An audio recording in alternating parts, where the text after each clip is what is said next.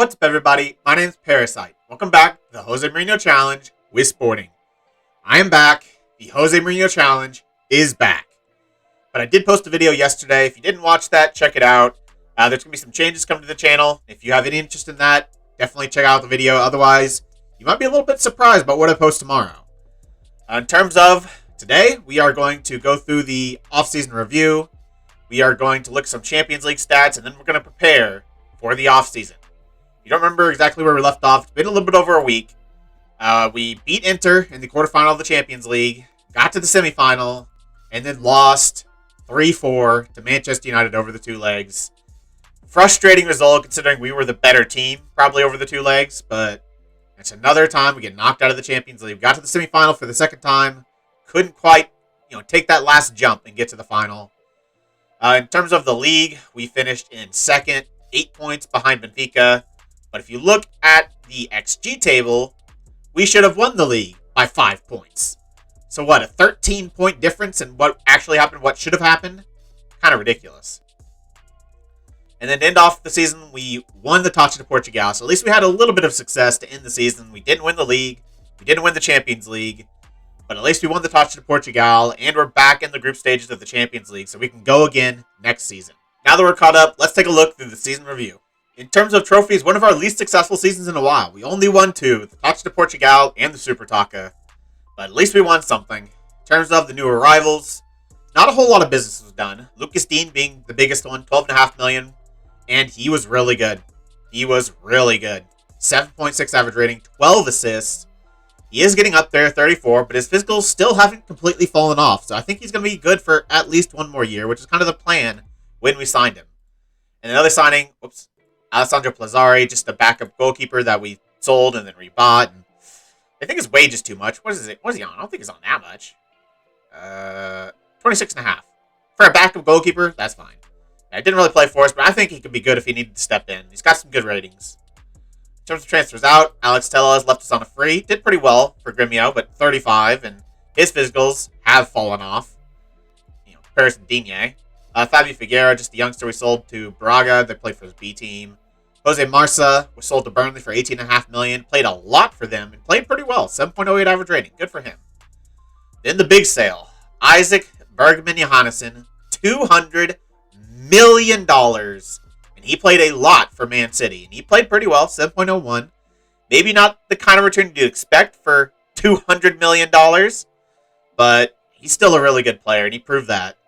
The other big sale, Ivan Ivistic to Wolves for $45 million. Made 20 appearances for them. Didn't put in the best rating, but 6.89 for a goalkeeper. Not bad.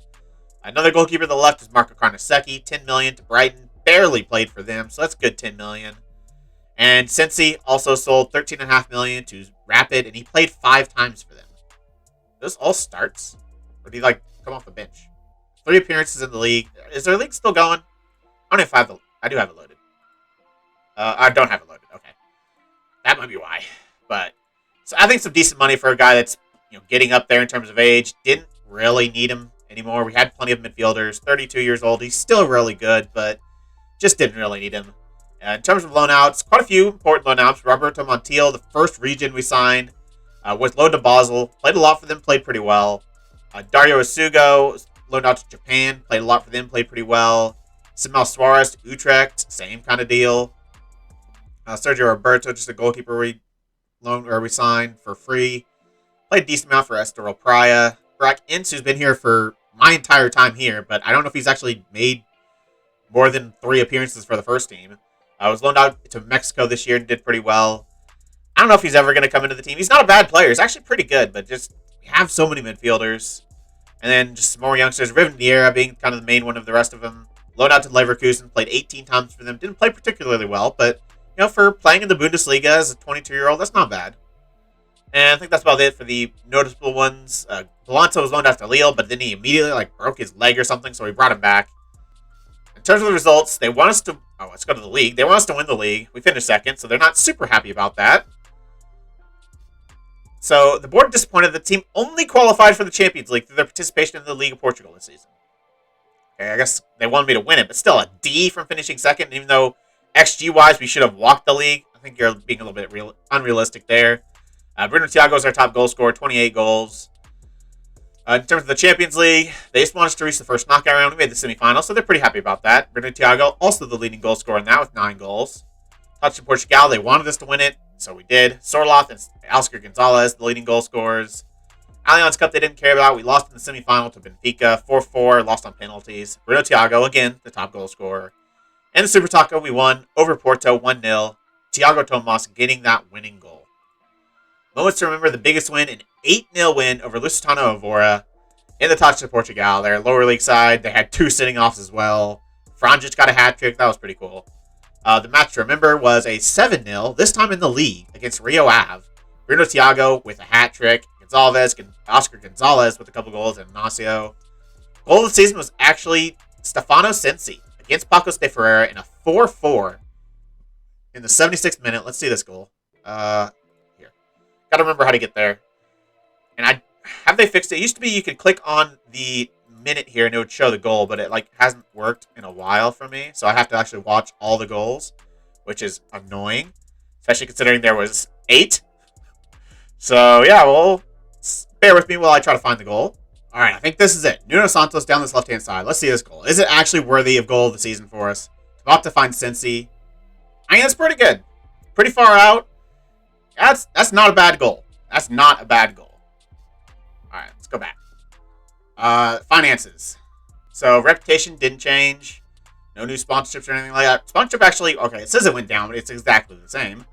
Broadcast revenue went down a little bit. Corporate hospitality went up a little bit. Competition prize money went down. That's surprising considering we got to the semifinal. I don't know why that actually would have been the case. Match day commercial went up a little bit. 27,000 shirts sold. 5 million from merchandise sales. Sesko, top seller. Sorloth still popular player, but he might be leaving. Tabata, Pedro Gonçalves, and Mateus Nunes. I'm surprised Bruno Thiago isn't on there. I know he's a young player. This is his first season at the team, but he was electric for us. How we lined up our 4-3-3. It's just Sorloth actually in the top 3 with Thiago and Sesko. Guilherme Santos mix it in there, along with Gonçalves and Nunes. Dean, Ruan, Ignacio Gusto, and Horazo and net. Back line, what we expect to see. In terms of the accolades, I think that was last year. Our player of the season, Bruno Thiago. Kind of obvious. Young player of the season, Benjamin Sesko, though. I mean, Thiago was player of the season, and he's younger, so I don't know how Sesko gets young player of the season. Song of the season, Lucas Dean. Goal of the season, we just saw. Top goal scorer. 44 goals for Bruno Thiago. Benjamin Sesko did have the most assists this year. I think this is the first season with me as manager that Bruno Tabata didn't lead the team in assists. A lot of it's because he didn't get a lot of game time, but Benjamin Sesko, 17 assists. Pretty good. He didn't quite score as many as we'd like, but it was pretty creative for us. Player of the match is Malo Gusto with 9. Average rating, Malo Gusto with 7.7. And Nielsen, most passes completed. Bruno Thiago's 44 goals was a record, as was João Pelinha's 16 yellows and 1 red card. And then obviously the highest transfer fee received, probably the highest we're ever going to receive in this save, $200 million. I still can't believe that. Sporting experienced a challenging campaign, climbing up to first at the end of their early rise in September, but were unable to convert that early form into sufficient season-long momentum to achieve their preseason aims. Club vision and expectations, they want me to play attacking football, even though I'm trying to kind of recreate the career of Jose Mourinho and he's more defensive. I still think we play decently attacking. Probably more attacking than I planned on playing, but develop players using the club's youth system, make the most of set pieces. That's weird. I don't know if that's been in there before. High-tempo pressing football, work within wage budget. They want us to win the league. They want us to reach the first knockout round again, and they want us to... that's all. The next one is in 2029. So, Touch de Portugal. What do they want from there? Can I actually see from here what they actually want in that competition?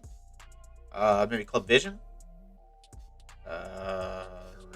I don't see this enough to know where this is at. It's that one. Performance, match performance. I don't know. We'll see. They probably want me to win it. All right, let's get to the Champions League stats. Starting off with some team stats. In terms of headers won, we actually were top. 873 headers won. Our headers won ratio also pretty good at 71%.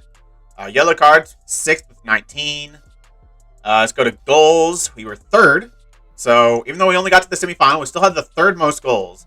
Behind, of course, Manchester United, who are just stupidly good, and Inter, who we actually beat. Expected goals, 23. So, we got, 6 more than expected. Penalties, cross completion, 31%. Crosses completed, we had the most. By quite a bit, 60 more than anyone else. We also had the most goals from corners. I don't know if we scored any direct free kicks. I had 1 indirect. Chances created, tied for 5th with Bayern Munich with 47. I mean, just Manchester United. Yeah, if you want to know if Manchester United are too good, 68 chances created. Usually Liverpool up there too, but they got knocked out relatively early, so they're actually pretty far down on this list. Where are Liverpool? Did I miss them? I feel like they should be here somewhere. They didn't get knocked out that early. I must have missed them, right? There they are, 14th, 32. Shots for, we had the most. Shots on target, we had the most. Shots on target ratio, obviously, is on 7th, 51%. Conversion rate might be kind of low, though. 12. Compared to Manchester United, what they have? 16. Let's see what else is there. Dribbles, 3rd, 153. Conceded. How many concede? Obviously, since we're in there so long, we're going to be on the bottom, but 10 goals in 12 matches. It's not bad. Manchester United conceded 14 in 12. So, a little bit better defensively than Manchester United. Benfica also conceded 10 in 12. I think that's the least of anyone that played that many matches. It is. There's, Inter, who conceded 5 in 10. Inter might be a little bit of a danger. I mean, based on these numbers, they're pretty dang good. They scored a lot of goals, and they're really good defensively. You're still able to beat them, but, yeah, they look pretty decent. Expected goals against... where are we at on here? So it's 9.5. And we conceded, 10? So... Or was it 12? It was 10. So, conceded about as much as expected. Corners, we conceded 1.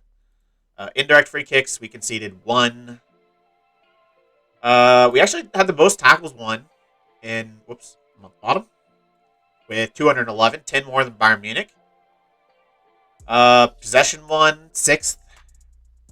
Interceptions, 5th. So, we're on the top of all of these. I mean, we did get the semifinals, so you kind of expect that, but, based on the numbers, we're still kind of up there with these guys. Salary per annum, though, 18th, which is better than it has been, but Manchester United 333, ours is 82. But a positive 222 million in net transfer spend. So, Manchester United spent 134 million.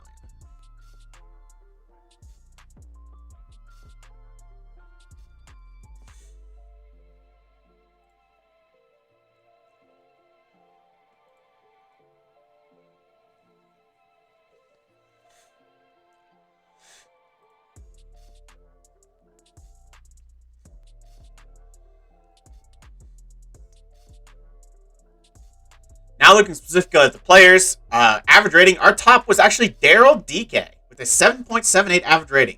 He only made 6 appearances, though. Malo Gusto with 11 appearances, 7.66, really good. Sesko with 11 appearances, 7.62, also really good. No Bruno Thiago on this list. Usually it's been Sesko that kind of disappeared in Europe. This year it looks like it's kind of Bruno Thiago. If you look at goals, our top goal scorer was Bruno Thiago, though. 9 goals in 10 starts, 2 sub-appearances. Sesko with 8. Curious to see what his assists are for this competition, considering how many he got in the league. Expected goals, Thiago, 8. So he did score more than expected by 1. Sesko, 5. He actually scored quite a few more than expected. What else is here that I don't really care about? Penalties, assists. So, Dean with 5, and then Sesko with 5. Pedro Gonçalves with 4. Lucas Dean, pretty good. Assist per 90, anyone on there? Bergman Johannesson is on there. Key passes, Lucas Dean tops the key pass list. And Malo Gusto not far behind, tied for 2nd. Our fullbacks, very creative. Mateus Nunez up there as well, that's good to see. For 90, Dean still up there, Gusto still up there. Chances created, Malo Gusto. What else here? Crosses attempted, Lucas Dean with 185, Malo Gusto 134.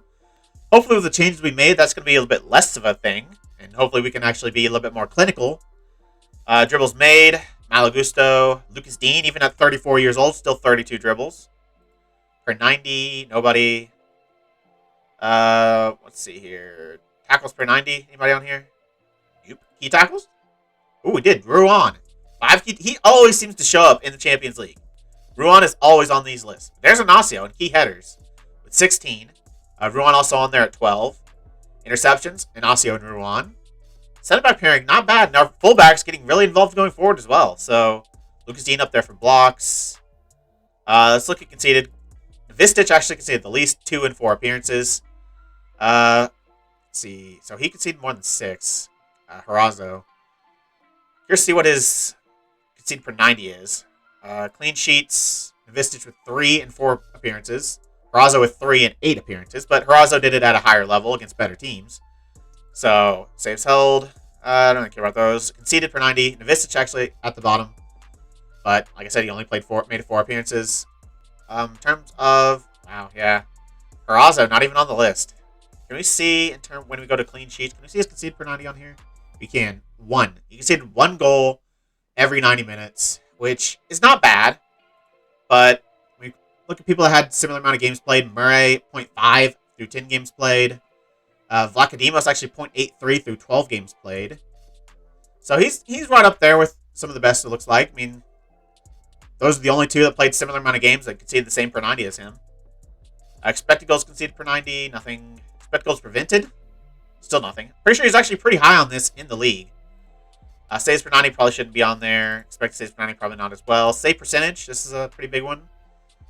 Ooh, is he actually below 76%? Because if that's the case, that's not good. That is very not good. I don't know if there's actually any way to see it specifically for the Champions League other than if they're not on this list. Expected save percentage. Yeah, nothing on here either. Because I don't think it showed in here. If I go to his profile and go to, like, stats, does it show specifically for the Champions League? Because, like, in all competitions, it was 82%. But I don't think it shows specifically for the Champions League. I mean, obviously we can kind of correlate it with the numbers, but we don't know how many shots were on his target, on his goal. So, yeah, I wish there was a better way to know exactly what his save percentage was in the Champions League. If there is, let me know, but I don't know how to find it. I don't think it shows here either. No, it doesn't show save percentage. So, yeah, I don't know. Curious to see what it was, but obviously it wasn't great. So, maybe we need another goalkeeper. In terms of how we're going to look going into the next season, I'm still going to continue with these 3 formations. We got our 4-3-3, both the Champions League version and our league version. And then our 5 at the back, which seemed to do pretty well for the most part in the Champions League. But I do think you might need a couple players. I'm still not sure about this 3rd striker position. I considered dropping it back to like an attacking midfielder and bringing Bruno Tabata back in because he's been so good during his time here. But I don't know. He's 31 years old. I don't know if I should really be building around Bruno Thiago at this point when I've got a lot of young strikers that I want to kind of, be good, like Oscar Gonzalez. That's the guy I want to fill this 3rd slot. He just was not good last year. 3 goals in 17 starts. That is awful. He did do pretty well in the Cup, 6 goals in 8 starts, but you gotta be scoring better than that. Other options there, Angel Quintana, obviously another youngster that doesn't have the most potential, but still looks pretty dang good. He did alright in the league, 5 goals and 8 starts and 6 sub appearances. So we just really need that 3rd guy to step up. DK seemed to do it in the Champions League. So I do think a lot of these were in the group stage, 4 goals through 6 starts. They all might have been in the group stage even. But in the league, he was awful. 2 goals through 7 starts and 8 sub appearances. He was not good. But I want him to be good. Based on what we saw in the Champions League, I want DK to still be the guy. But we've also got plenty of other options like Thiago Tomas, who did pretty well when given opportunities this year. 6 goals and 14 starts. Not the best return, but not bad. 1 goal and 1 start in the Champions League and 3 sub appearances. Did okay in the Cup. So, yeah, just another option. And because of those options, Sorloth might be leaving. He's kind of the odd man out here. I'm trying to get younger. I'm trying to bring in these guys with high potential. I don't think I'm ever going to win a Champions League with Alexander Sorloth starting. He's great, but he is what he is. So we might look to sell. He's 32 years old. Contract is expiring in 2030. Might be the time we look to get rid of him. And the same case could be said for Nuno Santos. He's a little bit older, 33. Again, he's kind of been worked out of the lineup. It's not really a good position for him other than left back, and even then he's like 3rd choice. So, and contract again running out in 2030. So, might be another guy we look to sell. He's been here since day 1, but you know what? Looks like we kind of need to move on. In terms of other players leaving, Skye, we already know his contract's expiring. We're letting him go. Everyone else, though, I plan on keeping around. Eric Dyer, we've given him a new contract, I think. Or we're trying to give him a new contract, but he's being a little bit tough, but contract runs out in 2029. I don't know. He is getting up there, 34 years old. He's done all right for us without being spectacular. Maybe I don't renew his contract. Maybe I do let him leave. Can't get much money for him if we try to sell him, so he might be a guy that leaves at the end of his contract next year. Other than that, I'm pretty happy with everybody else. Tabata, I think I'm going to keep around. He's still only 31, so he's still got a few years left. He can play that midfield position. Obviously, we might be needing a new goalkeeper. I still want to trust in Harazo because of all that potential he has, and he is improving. So I want to give him a lot of game time, but maybe we need somebody specifically for the Champions League. Other than that, we've got Plazares as backup. Like I said, we've got plenty of striker options. We just need to find a third one that just can consistently do well. Bragacha, I think, is fine as an option at left back. Weigl at right back. Franjic and Ampadu, I think, have been fine backups at center back. Or it's that center midfield defend for really either of them. And then we've got some other guys, some younger guys around like Rivenier, who might be coming back with, if Nuno Santos does leave especially, he might be in and around the first team a little bit, especially with Dean getting into his age 35 season. Other than that, we've got Anicic still here. Yeah, most of these players are probably still going to be loaned out again. Ince, I might sell. He does have a contract till 2031, but I just don't know if he's ever going to be good enough. He's fine, but he's just, I don't know if he's going to be good enough for what our ambitions are, so we might look to sell him. We've loaned him out a bunch. He's done well. Maybe I need to take advantage of his value and get rid. But there's going to be a few changes, but I don't know if there's going to be anything significant, because I think this team is good. We saw our fullbacks are really good. Our center backs are really good. Maybe you'd like to see more from our midfielders. Obviously, Pellegrini in that center mid defend role, he's never going to get good ratings or good numbers or anything like that. But I feel like for what we need from him, he does a good job there. Nunez had a good year this year, I think, playing that advanced playmaker in this position. I think that was the best year we've ever really seen from him. Gonzalez shows up every now and then, but just lacks that kind of consistency that I'd like to see. But like in terms of attributes, I can't get a player better for this role than Pedro Gonzalez. I just can't. It's not possible. So maybe I just need him to step up and be a little bit more consistent. Bruno Thiago obviously could be even better this year after he's had a full year as a starter in Liga Portugal, in the Champions League. Hopefully he kicks on from here and gets even better. I'd be shocked if he didn't, really. I'm really excited about Bruno Thiago. Sesko, see if he can get back to goal scoring a little bit more. I do wish he could have improved more than he really did. This is one of the more average Benjamin Seskos I've ever seen, really. He's not exceptional really anywhere. He's good physically, but he's not exceptional there. Not exceptional anywhere. But he seems to do the job. He's got that size, got that decent physical ability. He's shown a creative side this season. So, see if he can continue that. It's always that look for that third striker. But if we do play this 5 at the back, we don't need that third striker. And we kind of need a third center back to step up. Because Ampadu at times was really bad. At other times he was fine. Franjic, for the most part, I thought was pretty good. He's probably more the safer option of him or Ampadu. Maybe I do need to bring in another center back, though. I don't know. I have plenty of options going forward. I've got plenty of money to do it. 180 million in the transfer budget, 350k in the wage budget. Obviously, more can go into the wage budget, so I can have plenty of money. I don't think I'm ever going to spend 180 million dollars in a transfer window, so I don't think we need all that. But there's definitely room there to make changes. But I don't think I want to make changes just for the sake of it. I've got a lot of good young players that deserve game time, deserve to be used, and we saw what it worked with Thiago. Like we brought him in, it was kind of a risk. Young guy that's never started at this level, and he just destroyed it. Most goals we've seen from a striker in a single season for us. So I think it's only right to give these youngsters a chance. But we need to win a Champions League. And we need to do it sooner rather than later, preferably. So, yeah, I have a lot to think about this offseason. But hopefully we can be a little bit more competitive next season. I think what's going to take probably is just Manchester United and Liverpool both getting knocked out. Then I think we have a good chance. If that doesn't happen, I don't know if it's even possible. So, yeah, who's in the Champions League final, actually? It's Manchester United, of course. But who are they taking on? Champions League holder, obviously, is Liverpool. They are taking on Juventus. So, Man United, Juventus, I would be shocked if a English team doesn't win it for another season. Every single season of the save, an English team has won it. Normally Liverpool. But the other one has been Manchester United, and they're probably going to win it again. They're just too freaking good. But that's our goal. Our goal is to get to a Champions League final and win it. Hopefully next year can be our year. I'll see you next time. If you made it this far, why don't you like the video, subscribe, and click the bell. The links to all my socials and my Twitch are in the description. I really appreciate all your support. Thank you all for joining me, and I'll see you next time.